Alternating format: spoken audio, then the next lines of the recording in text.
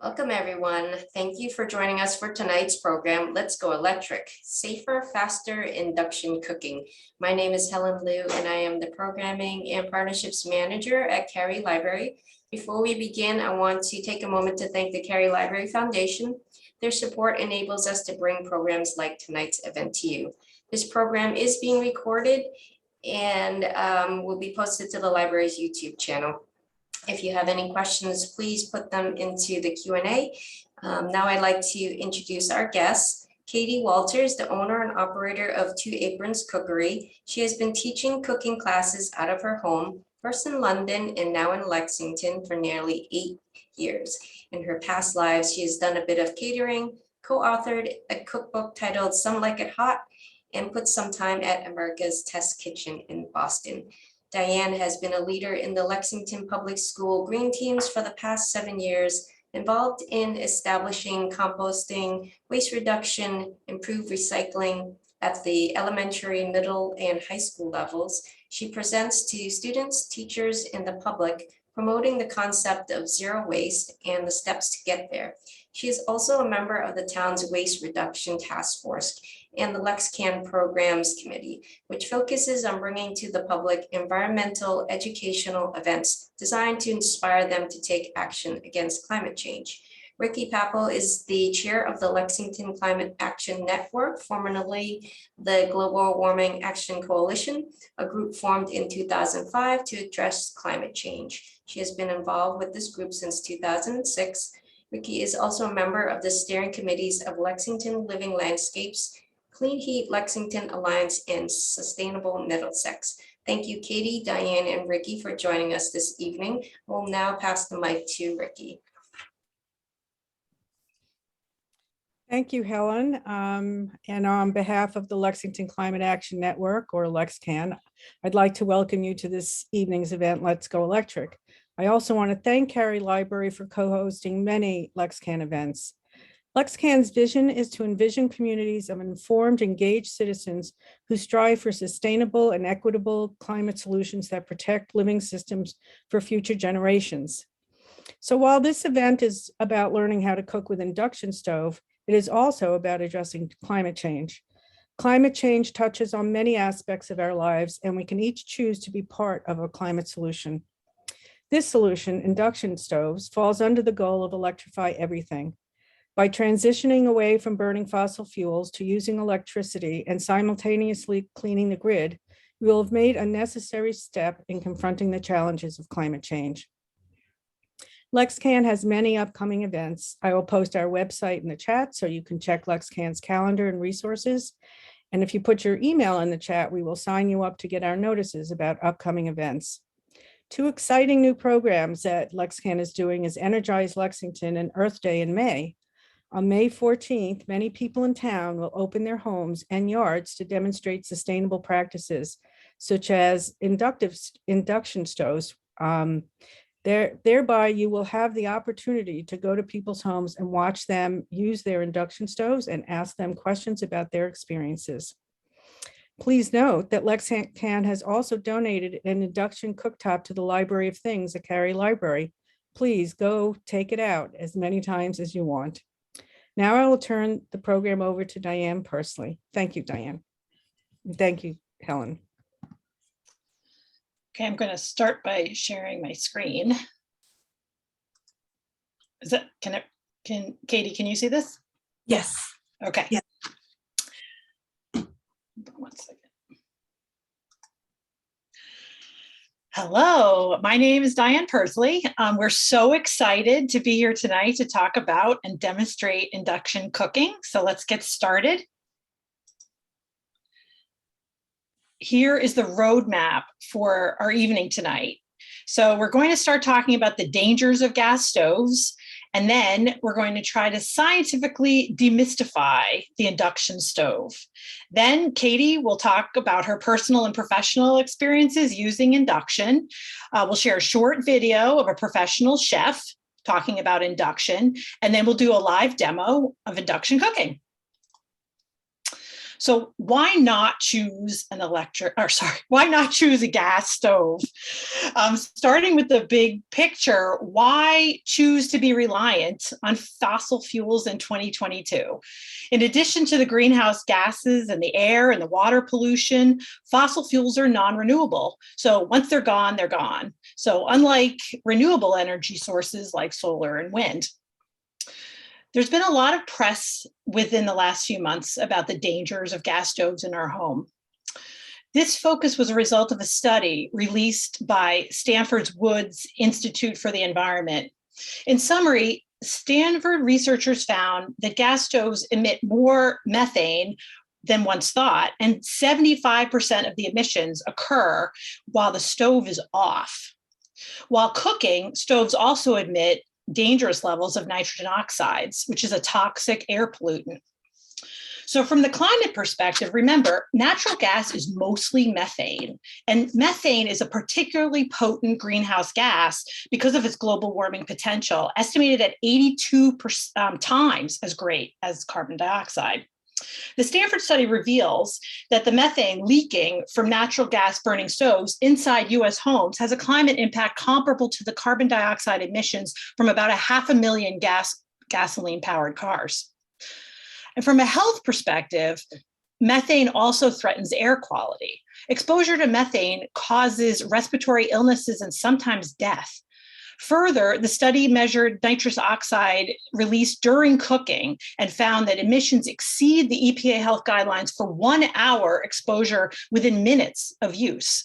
So nitrogen oxide is a polluting gas that can cause difficulty breathing and other health effects like asthma, coughing, and wheezing.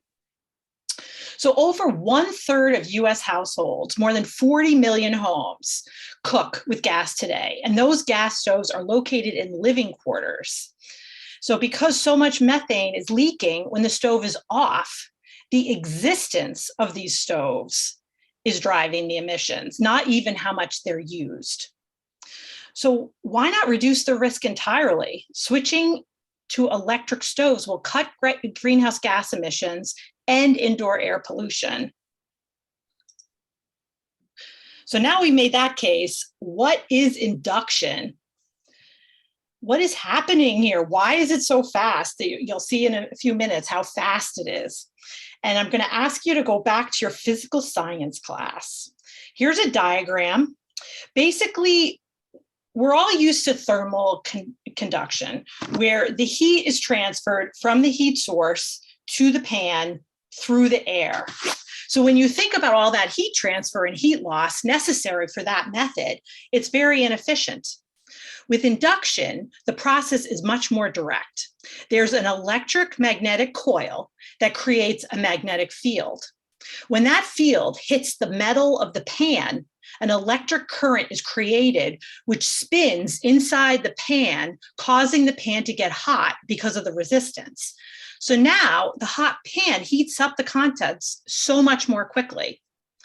Katie is going to talk more about this in a minute, but the metal of the pan has to be able to conduct the magnetic field. So iron or iron-based steel. The types of pans that work with induction are stainless over aluminum, cast iron, and enamel on metal. You should avoid glass, ceramic, aluminum only, and copper. So now that we're done with the science class, let's get to the cooking class. And I'm going to hand it over to Katie. Thanks, Diane. Okay, so can you hear me, Diane? Yes. Okay, great. Okay, hi, welcome. Thank you so much, Diane, for doing the technical, geeky science part.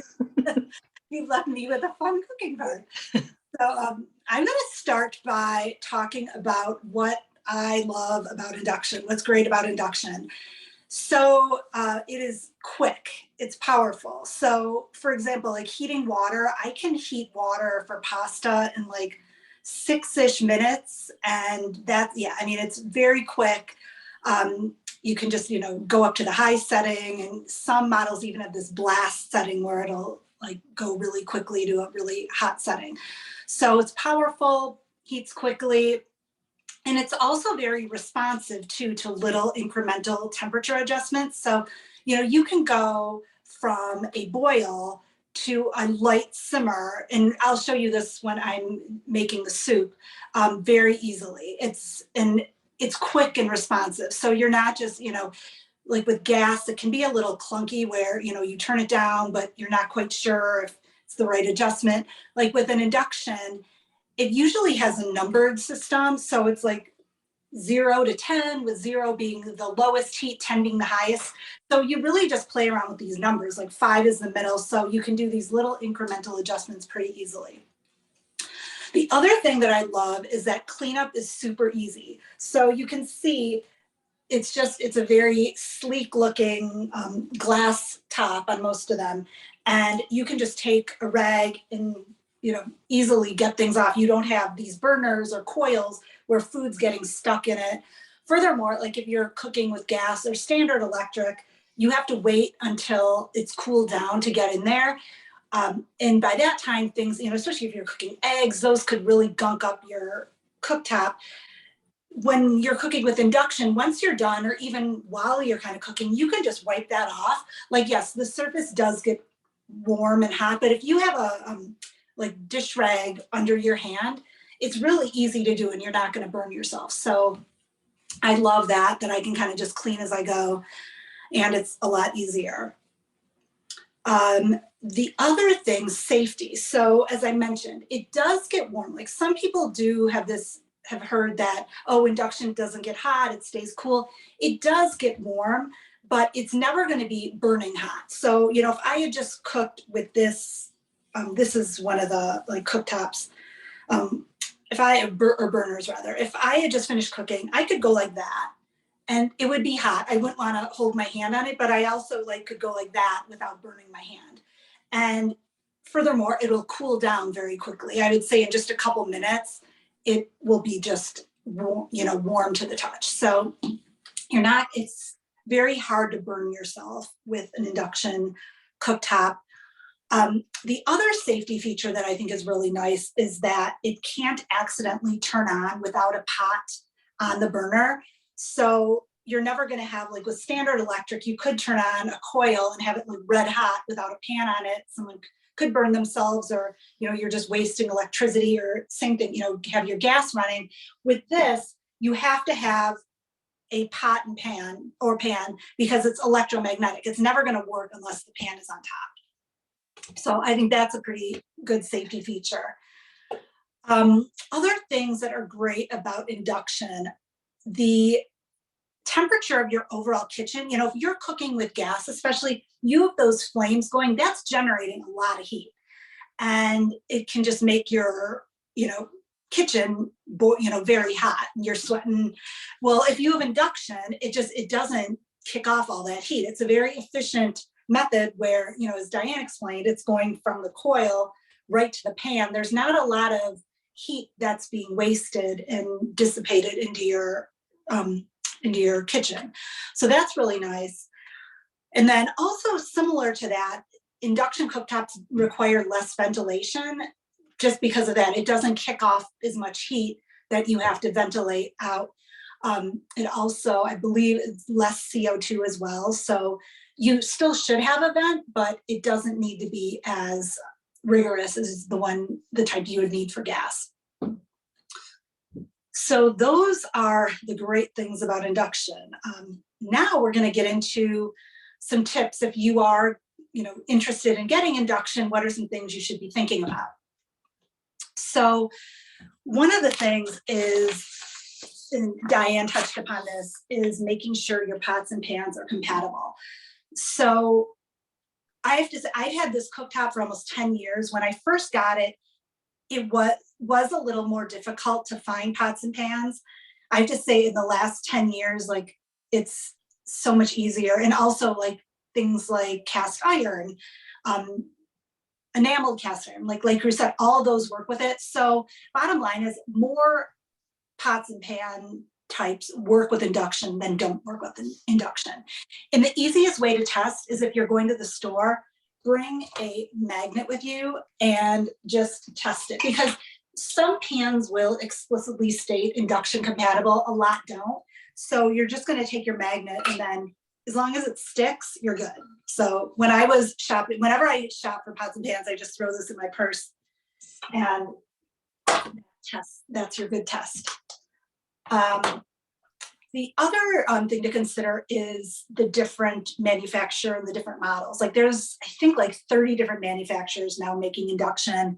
There's like hundreds of different models. So there's a ton out there. So you just want to make sure you do your research, because just like any major appliance, there are going to be some, you know, good manufacturers, some not so good, some better models than others, and just make sure you do your research. The two main things that I think can be issues with induction, one is the hum. You hear, you know, sometimes people mention you have this hum going on kind of in this white noise that can be annoying.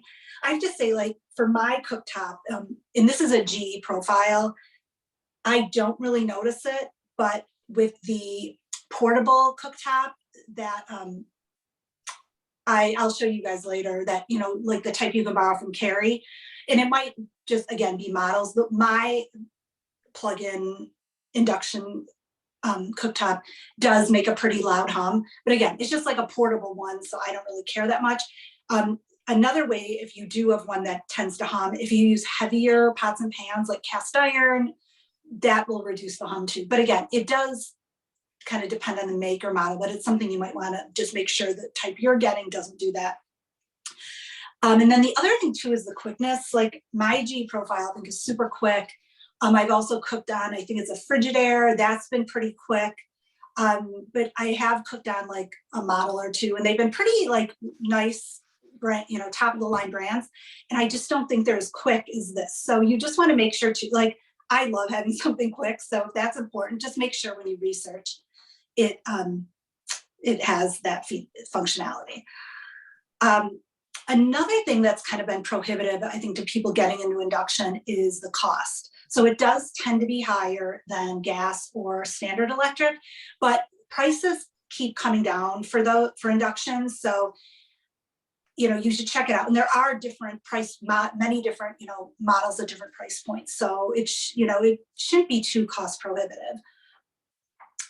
The other thing, for most models, although newer models, this might not be the case, you have to make sure that your pot or pan matches the size of the burner. Now, this is kind of hard to see because, again, it's not like a, you know, standard gas burner that's raised, or even standard electrical coils. It's just this very subtle, like black matte part that, you know, I want to make sure my pot is that exact same size or similar to that coil. But like mine is a 5 burner, and I have a big one, I have a little one, I have like smaller, and these are kind of more medium large. So I just, whatever I'm using, I just make sure I use the right, the burner that matches that. Because if you don't, it might turn off.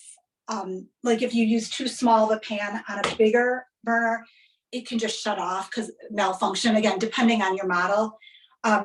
Alternately, if you put a big pan on a small burner, the only part that's going to cook is the part touching the burner. Stuff on the outside won't cook at all. So you just want to make sure those match up. Again, not a big deal at all. Another thing to keep in mind, and again, these are all like pretty minor things, is you might, depending again too on your model, you might want to be careful how aggressive you shake pans. It could just be that I'm used to it, but I do shake my pans every once in a while back and forth. And I still, I mean, in my opinion, my cooktop looks really nice. It doesn't look all scratchy. So you can do it, but just be careful. You might want to not be as aggressive as you would be on another cooktop. So yeah, that is it for the tips. Now we are going to see induction in action with a really cool video with a professional chef cooking in his home, and he'll talk about induction and, yeah, show you how he uses it. So take a look. I can show the video, Diane, if you exit out of your screen. So I stop share. Yes.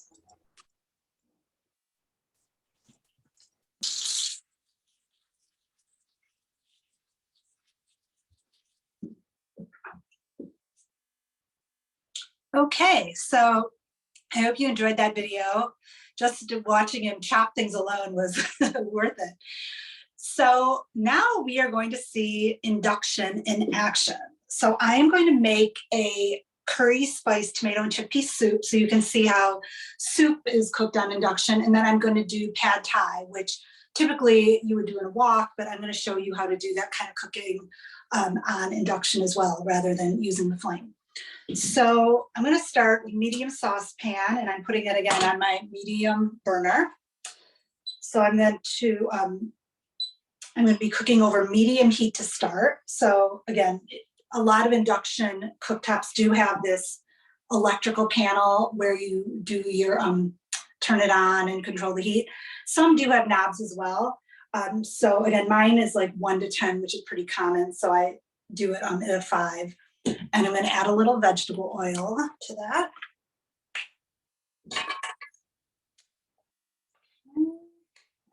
Grab this.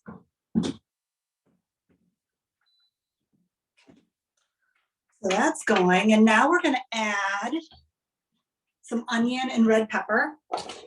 And we're just going to be cooking this over medium heat. It'll soften about 5 minutes. Now, one of the things I like, I'm going to be keeping an eye, first of all, on these onions, make sure they soften, but they don't brown. So like, I'm going to just turn it up a little bit to a 6. The nice thing is, if I do notice browning, a lot of the time if you're cooking over gas or even a standard electric cooktop, the reaction time with those, it's a little slower. So once you start seeing browning, a lot of the time you'll have to like lift it off and keep it up off the flame or the coil for a while until it cools down, and then put it back on.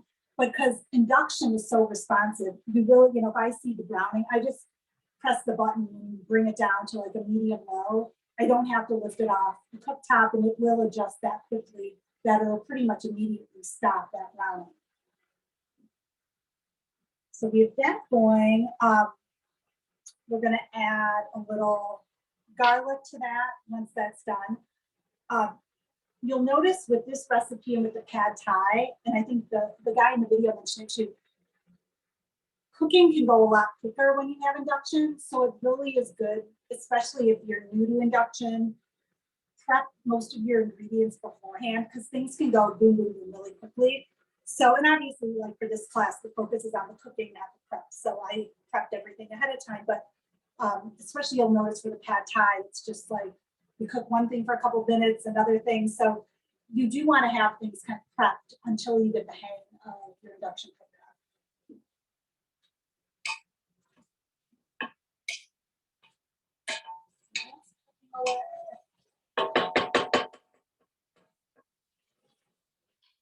What else? What else to say about the induction? Yeah, this is a 36-inch. They also, I know, come in 30. I think there's even some that are larger. You can definitely, this is just, my stove is on the wall. And oh, funny, that's another thing too I get with induction. So, I teach cooking classes in my home, and everyone, especially I have to say in the last year or two, everyone wants to know about the induction cooktop and, have lots of questions about it, which it's fun to talk about it. But they also, when I say induction, they're like, well, is that convection? So just so you know, convection is with an oven, and that's when they circulate the air in the oven for quicker cooking. Induction is cooktop. So just, I do get that. People are always confused what's what. So I just grab something.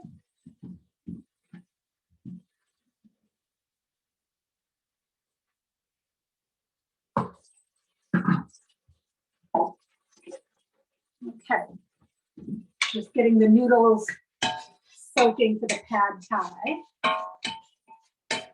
So this is going, just needs a little bit of time.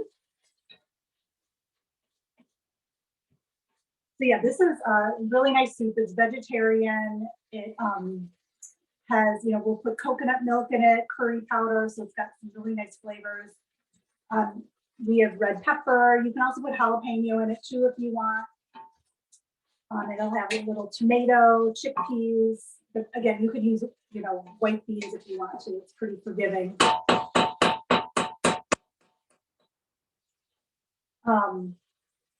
Another thing too that is a negative I sometimes hear about with induction is that there can be dead spots. That shouldn't be the case. So if you do get an induction cooktop with a dead spot, I would talk to the manufacturer. The other thing too, if yours over time gets them, like mine does not, but I have heard it can happen. You just want to make sure like you rotate your pan every once in a while, because you know, if you have a dead spot over there, you just turn it so it'll get cooked on the other side. But again, that is pretty rare, but it can happen. Okay, so that's been cooking, I think, enough. Now I'm going to add in the garlic. And we're just going to cook this for a minute until it gets fragrant.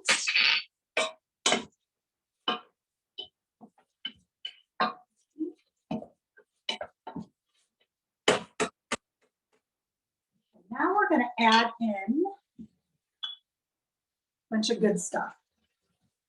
So this is 2 cups of vegetable broth. This is about a cup of chopped tomato. And we got chickpeas, a can of chickpeas. And then we're going to add about a teaspoon of curry powder. This is just sweet curry powder from Penzeys. A teaspoon. Then a little bit of salt and pepper. Curry powder smells so good. And now I'm going to turn up the heat to high because we want to get it boiling. And now you can see, like I just put that broth in and it was room temperature. And we'll see how long it takes to boil. And it was, 2 cups of broth. So this is the test. It's been just about a minute.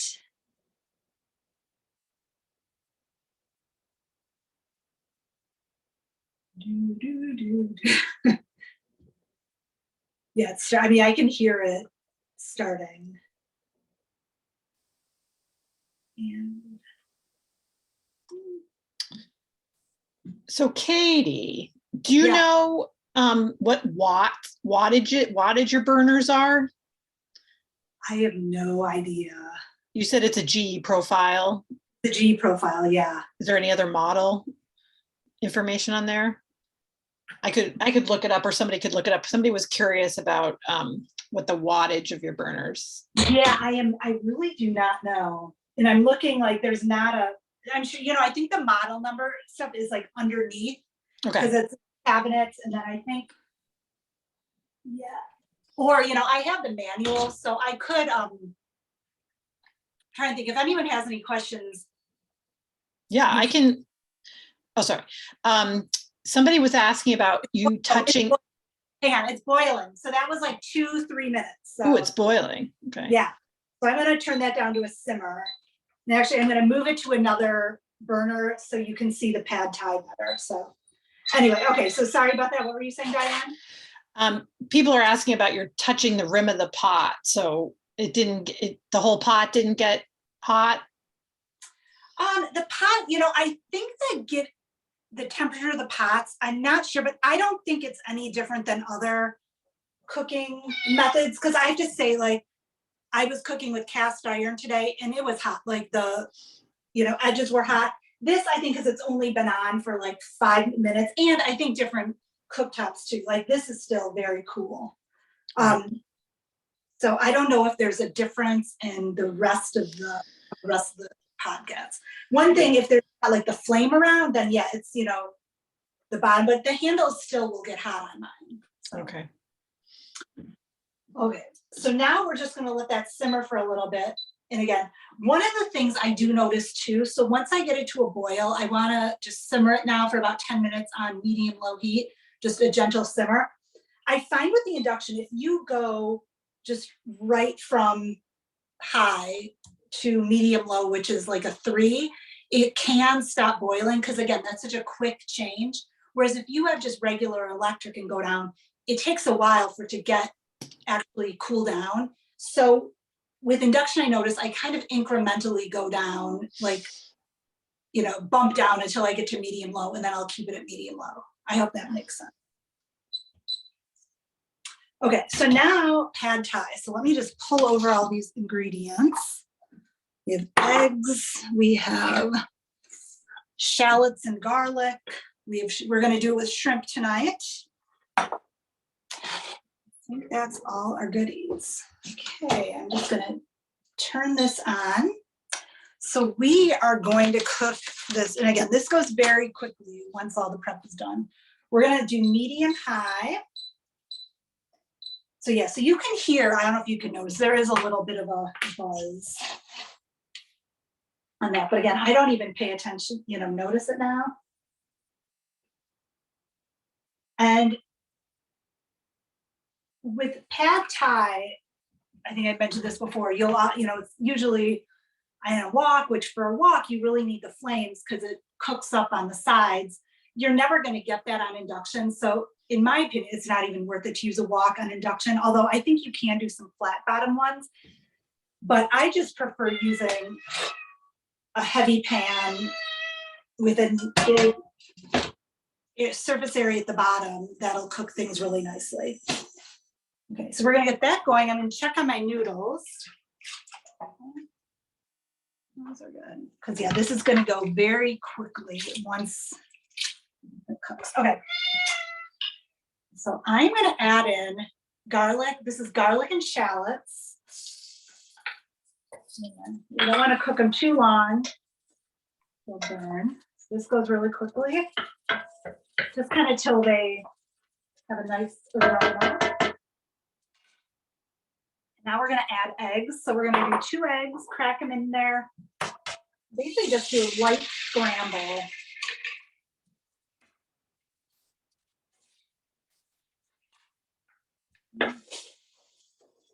You're going to cook it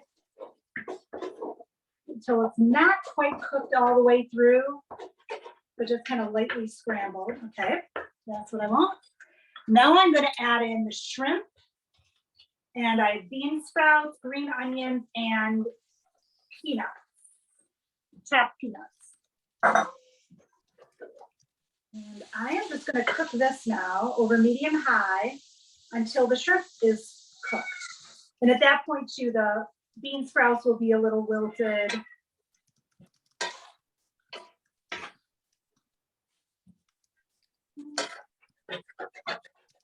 Cooking some of this egg that's sticking to the bottom. Yeah, you can see this pot, it fits the burner, so it's cooking all the way to the edges, which is great. And I can just turn it up a little bit more if I want to cook that shrimp a little quicker. I'm going to just let that sit for a minute and cook. It should usually takes like 2 or 3 minutes, kind of depending on the size of your shrimp. These are a little bit larger. So I'll talk about the other ingredients I'm going to be adding once the shrimp is cooked. So we have a really nice sauce, which is what gives pad thai its flavor. So this is made from fish sauce, rice vinegar. Here, I'll show you. This is my fish sauce. This is just Trader Joe's rice vinegar. Tamarind concentrate, which I either got this at H Mart or Market Basket, I'm not sure. But tamarind, and then also just brown sugar. And I just have that in here, and I'm going to give it a stir before I add it, just to especially get that brown sugar mixed in well. Oops.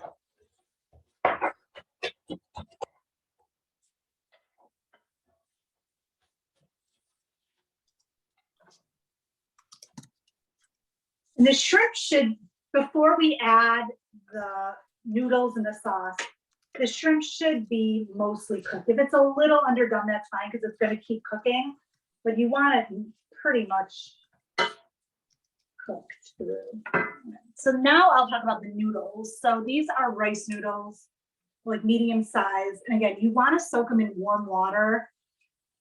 So they're about 75% of the way cooked through, so they kind of feel a little al dente, but they're pliable. Because you don't want to cook them for like 10 minutes in there. You just want to cook them quickly. Add the sauce and cook them quickly. So, yeah, these are good. Okay. Katie, somebody's asking, do you have to use wooden utensils? No, you don't. So yeah, I was showing with the other dish I was using. Oh, maybe it was using the same one, but yeah, no, I have these both to show you. You can use either one. The only reason like you would do wood would be, if you're doing non-stick. But again, that really doesn't depend on, you could be using that with gas or electric. So yeah, just because it's induction, you can use any utensils. That's a good question. Okay, the shrimp is nearly done. So now I'm going to turn the heat down to medium. Then quickly, it's already, I can hear the sizzling is stopping. I'm gonna add my noodles, and I'm gonna just add some of the water with it. I don't have to worry about like shaking all the water out. It's fine to have a little of the water go in there. I'll keep that on the side because if my noodles aren't cooked all the way once I add the sauce and it's cooked for a little while. Okay. Now I just got an error message, which that sometimes happens. Like if you spill things, or if you have, if I'd have a bowl just kind of randomly sitting on the cooktop, it doesn't know what to do. So you'll get an error message. But again, it was super easy. I just pressed a button and it went away. So now at this point, I'm going to start using tongs. And I'm just going to toss this all together. And we're just going to cook this for a couple minutes until the sauce is absorbed by the noodles and the noodles are cooked all the way through.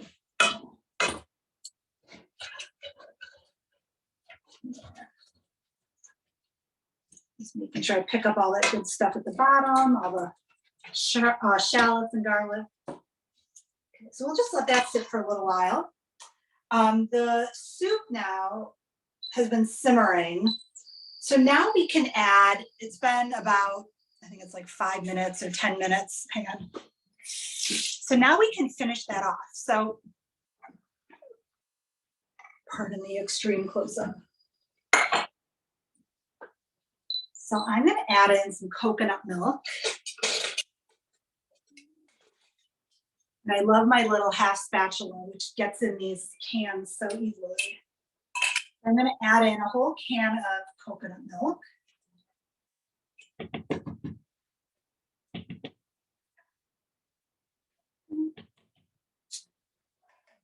going to add in rice. So this is about like 3/4 of a cup of rice. Also add in, excuse me, some cilantro. And we're just going to cook this, kind of to heat everything up.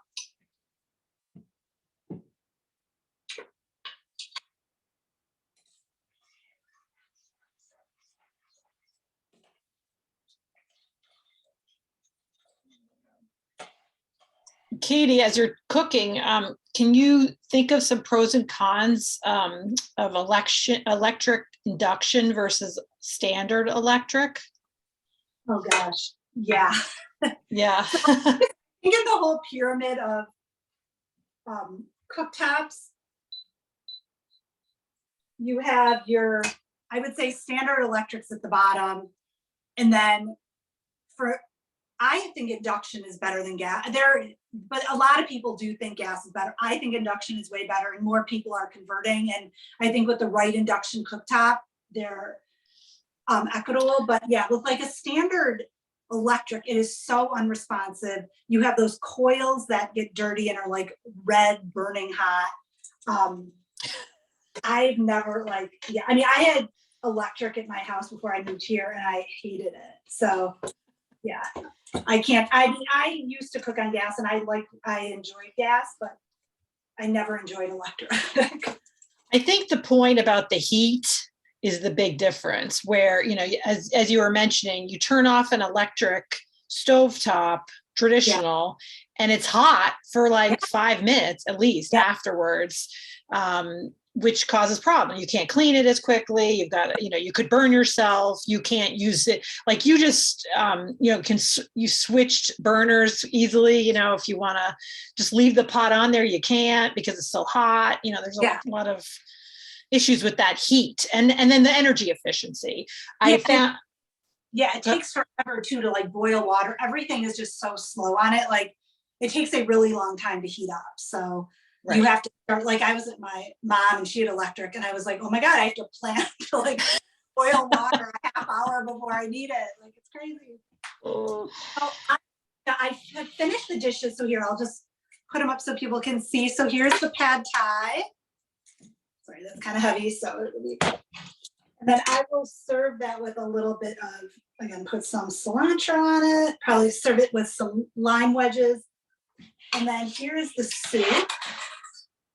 You can see adding the coconut milk and with the curry, it's got like a really nice kind of golden yellow color. And you can see the, the tomatoes and the peppers. So yeah, so it's, induction is easy to cook with. You can even do, Asian dishes that you would typically do on a wok. And yeah, like I said, the boiling is quick. Even other little nuanced cooking is easy and it's responsive. So that is the cooking demo. So, and now I'm going to talk about if you want to try it yourself. So I believe Ricky had mentioned that LexCAN has donated a single burner to Cary Library for their library of things that people can borrow. So I'll show you. This is mine, but it's probably, I'm sure it looks very similar to the one you can get at the library. But this is a single burner induction cooktop, and it just plugs in to any outlet, and it works exactly like the cooktop you just saw here.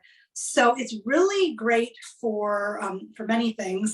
First of all, if you just want to expand your cooktop, it's Thanksgiving, you need more room, have one of these to plug in. If you are entertaining and, there's those sternos with like the gas or that like purpley, I don't know what it is, gas or oil that burns to heat things and it's smelly and you never have one on hand when you need it. This is a much better option. You just plug it in and you can keep like a beverage warm, you can keep a dish warm, anything, for entertaining. It's great, like say you're doing like a kitchen remodel or something where you can't get in your kitchen, plug this in the basement or wherever you are and you can cook down there. It's great, if you need to cook in non-traditional spaces, like if you're doing an event in, a hall or something and they don't have a formal kitchen, you can just plug this in and either cook or just keep things warm there. Like camping, if you happen to have a plug. There's just a lot of different ways that this is really handy and you can, do induction cooking. And these are really, they're not very expensive. Like I think they retail for, 80 or 100. I actually got mine on Facebook Marketplace for like $50. And it works great. So this is a great idea if you ever want to try it out to see if induction is for you. So I think with that, we are ready to do the Q&A. So if anyone has questions, I believe you should be posting them to the Q&A. Yep. And we went over those. We've been answering a few questions as we go along, as while you were cooking, as well as if they were, shorter questions we've answered. But I one question we did answer, but I thought it would be worth it to talk. Just in case people aren't monitoring the Q&A. Somebody asked about energy efficiency of the three types that we've talked about, the traditional electric, the induction, and the gas stove. And I wanted to just verbalize that Energy Star quotes that 90% of energy transferred to food on an induction, approximately 74% for traditional electric, and only 40% for a gas stove. So that's a way of looking at the energy efficiency of the three different cooktop types. There were some questions about ovens. I wanted to just confirm, Katie, that you have an electric oven and it's across separate from your cooktop. It's over there. And you're okay with electric ovens? But they do have where you have the induction cooktop with the built-in oven underneath. Like you definitely can buy those. Do you have any comments on your electric bill? You've only had electric in this house, right? So it's hard to say. no, I have nothing to compare it to, so. Right. Okay. Let's Yeah, see. sorry. It would be interesting though if someone did have a gas and then switched to electric, if they noticed any difference. Yeah. Let's see. You mentioned dead spots. Mhm. Do you know if that can be remedied if you ended up having one? I don't. I think the only, like if you know, it would be any sort of defect, just like any other appliance. If there's something weird that's not working, where I'm sure you could talk to the manufacturer and depending on the warranty or the time they would fix it. But it's not like, it might just be a little part of it. I notice this other one I cook on, the Frigidaire, I think it is. I notice it more on that, but again, I just kind of turn the pan and yeah, it's not that big a deal. But I think ideally, yeah, once you get it, if you buy an induction cooktop, I would do that test with all your pans just to make sure that it's cooking evenly on all the burners. And if not, then Right. replacement.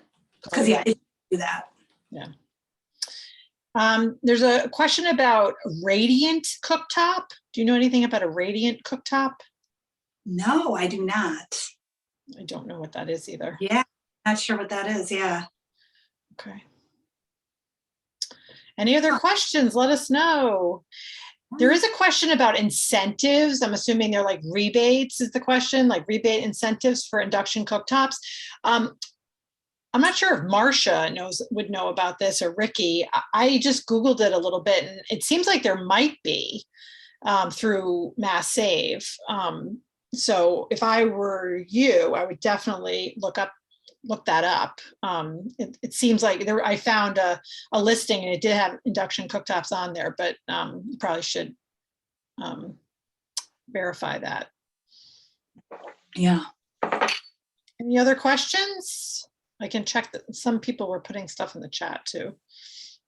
I just wanted to chime in. Someone did ask if the recording was going to be available. It will be sometime next week. And I just want to add in reference to the induction cooktop at Cary Library. I was told that it comes with an interface disc, which is included. It's a round steel plate with a handle that should allow people to try out the cooktop with any type of pot or pan. It may take a little longer to heat. Cookware for the induction cooktop needs to be made of the material that the magnetic will stick to, as Katie said. And she did demonstrate how you need to bring a magnet. But if you wanted to just try the induction cooktop, borrow it from the library, it comes with that interface disc and you can try it that way. Okay. There's oh, Ricky, go ahead. Well, I wondered if the radiant cooktop meant, the glass top electric stoves. That's what I have. I've never heard it called radiant. Is that possibly, Susan Chin asked the question.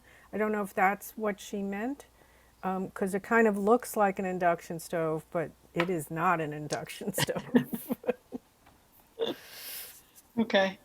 There's a question about, and I'm not sure if we can answer this. Can you place, for example, a 30-inch wide induction cooktop on top of a 30-inch wide gas stove? Does that mean like if you have a 30-inch gas stove and you want to get rid of it, can you fit in a 30-inch induction? I kind of think do you think that's what the question is? Yeah, I'm not sure if it's because I would think like you can't have one stove on top of another. So I assume it's asking like, yeah, right.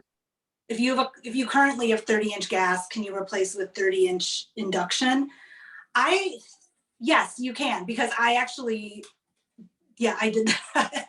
I did it at another house. So yeah, you can. And it wasn't like nothing else had to be recut or anything. So I think you just have to probably make sure that the dimensions are right. But yeah, a standard 30-inch should fit another 30-inch regardless of the heat source. Yeah, and then you'd have to obviously get the electricity source in there. So that would take some and plumbing and electrical work. Yeah, and for us, I don't even think it needed any special electric work because it was, okay. In the kitchen, there's wires all over everywhere. They even you have to have outlets like a minimum of, I think, even 2 feet away. So right. Yeah, we didn't even need any special electrical work done for that, so. Do you happen to know if it plugs into a 110 volt or a 220 volt That, outlet? Or no, I think the question was whether you needed, yeah, you can, oh, Marcia answered, you can plug a single burner into a 110 volt oh, yeah. outlet. Okay. Yeah, the single burner is just, yeah, any regular outlet it works in. What do you think is the lifespan of an induction cooktop? I mean, I did this for 10 years and it's still the only thing that happened. And actually, this is probably good to talk about. So this is glass and glass can break. So after like 7 or 8 years of no issues, I cracked it. And I just cracked it because I had my big Le Creuset and it was so heavy and it slipped. So like the corner of it hit. So it cracked it. So it still worked, I have to say. And I just put a little duct tape on the corner. But because I do cooking classes out of my home, I thought it would be kind of weird if people come in and see I have my appliances duct taped. So I did spring and get a new surface, but it was just the glass surface. So like the mechanics behind it have been working for 10 years. So yeah, they definitely have long lifespans and it is very hard to crack. And I have to say, like, I just happened to hit it at the right angle. And that was after, yeah, like 8 years of heavy usage. So Ricky, did you want to say something? Well, I do. The Radiant is one of those glass electric tops. So if anybody's gone from the glass top electric to induction, I have a glass top electric and I'm anxious for it to break so I can go to induction because it's very slow. All of the things with electric, I don't have to deal with the coils, which is great. yeah. But it is, I expect it to still be much slower. But if anybody's made the transition from an electric glass top to an induction.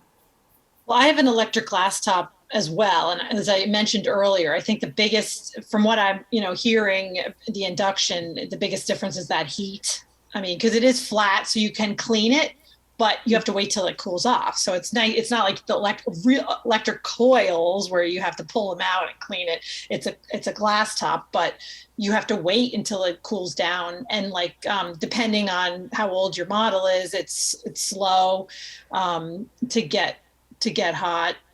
We do have one burner is like a power boil, so it's not that slow, but it's still that heat transfer that we were talking about earlier, all the disadvantages of that versus this technology. There's just so many advantages to that. Yeah, and I just want to add too. So, I just finished cooking, I don't know, maybe 5 minutes ago, and this is what the soup was on, and I can keep my hand on here. Like it's warm, but it's not hot at all. So just to compare to the electric where it's really hot. Now this is this is hotter, but it's because the pan has been sitting on it. Mm-hmm. But even I could still wash it up. It's not too, I couldn't do that. So there's an interesting question here about the cooking utensil being magnetic metal. Is that a problem? That reminds me, if in the resources that we're going to send you after this, there's another video, if you're interested in watching, with Ming Tsai, a famous local celebrity chef. And he actually in that video, talks about having a wedding ring. And if he was wearing his wedding ring and he touched the induction burner, it's bad news. So you do have to be careful. I mean, I'm not sure how many cooking utensils would be magnetic, but he did mention that if you accidentally, touch the burner with your ring, you could be in trouble. Yeah. Because it would get hot. A ring cooking, and I've never had, although I don't even know if it's magnetic.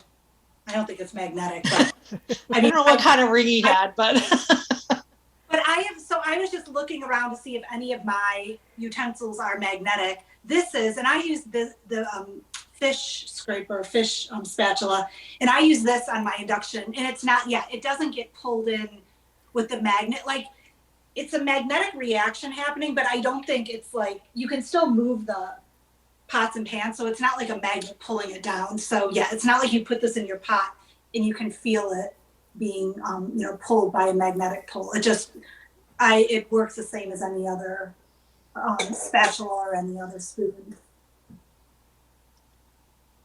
Okay, Yeah, that was just- a question. Yeah. Somebody asked about the recipes, and yes, we are going to share the recipes right afterwards. Is that true, Katie? Yes, I think I sent them to Helen. So I think, yeah, Helen has them to send out. I'm not sure of the way they will be sent out.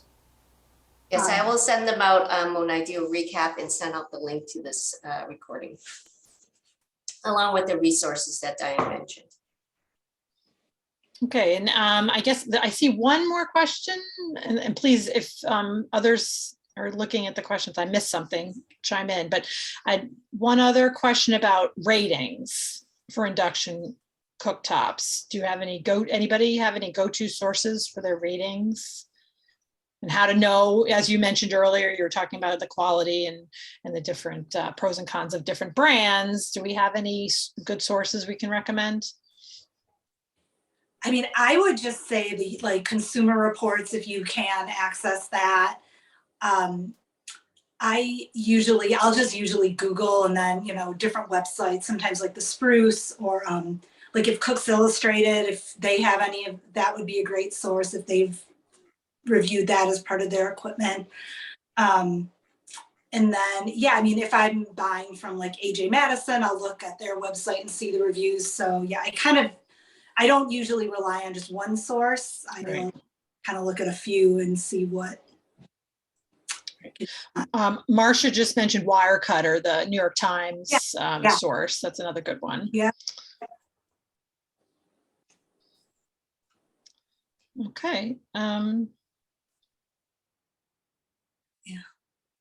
Right, so if there aren't any more questions, I just want to thank Katie and Diane for a wonderful program and for demonstrating the induction cooktop and for the recipes, Katie. Again, I will send out a recap, and along with that will be linked to the recording today, as well as the recipes and the list of resources. Thank you all for joining us this evening, and have a good evening. Okay, thank you so much. Thank you. Thank you.